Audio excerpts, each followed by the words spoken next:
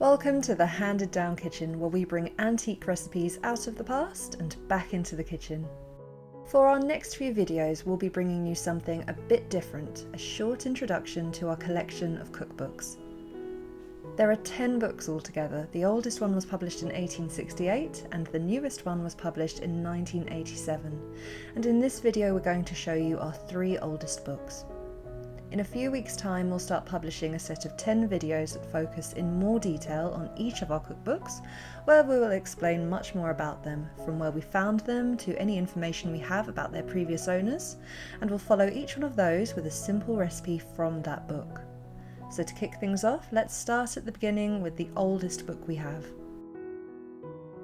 This is our copy of Warne's Model Cookery and Housekeeping book by Mary Jewry, which was published in 1868. In the year it was published, Britain's reigning monarch was Queen Victoria, and we had 3 prime ministers, one after the other. Starting with the conservative Edward Smith Stanley, the 14th Earl of Derby, then the conservative Benjamin Disraeli, and then the liberal William Gladstone. At the date of this video, this book is 153 years old. It has 159 pages, some in colour and plenty of illustrations. There are also some household hints towards the back of the book. The recipes we've already tried and filmed from this book are cheesecakes, blackberry and brandy jam,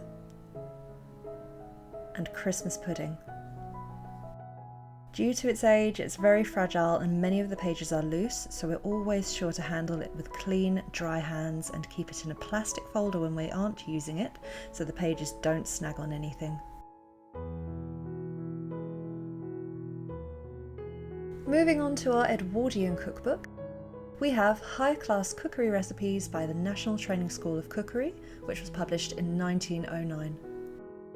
The book has 464 pages and at the date of this video is 112 years old.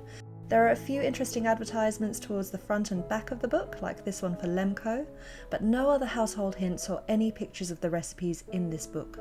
Other courses were offered at the school for, as it says up here, other subjects of domestic economy, and demonstrations would be given in class, so pictures wouldn't have been needed.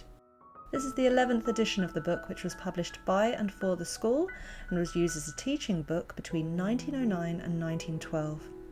In the year it was published, Britain's reigning monarch was King Edward VII, and the Prime Minister was the Liberal Herbert Asquith. The school offered a few different cooking courses and each had their own class book.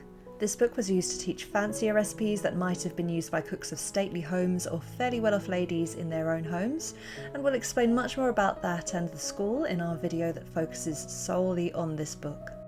The book is actually in 2 parts, so the page numbers restart in the middle of it, which is why we're getting close to the end, and it still says page 100 and something at the top if you notice that.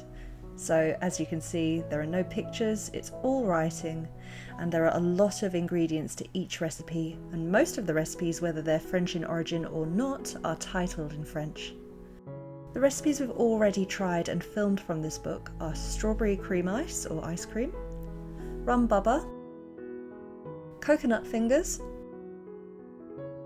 fruit mincemeat, and mince pies.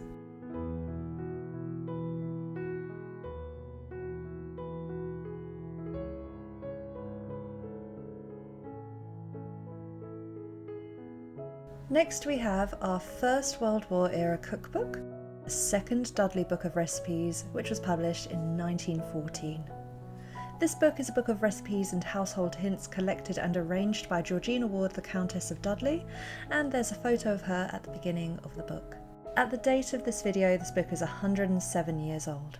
In the year it was published, Britain's reigning monarch was King George V, and in Britain it is now the First World War era, with the war having begun that very year. And the Prime Minister was still the Liberal Herbert Asquith. This book has 418 pages and is the first of our books to have photographs in it, along with a few drawings. The recipes we've already tried and filmed from this book are chocolate cake, cheese toasts, Sledmere gingerbread, and steak and kidney pie. Along with the recipes, there are also pages of quotes from all sorts of people that relate to good food, the home and family, and there are also a few good household hints at the back of the book.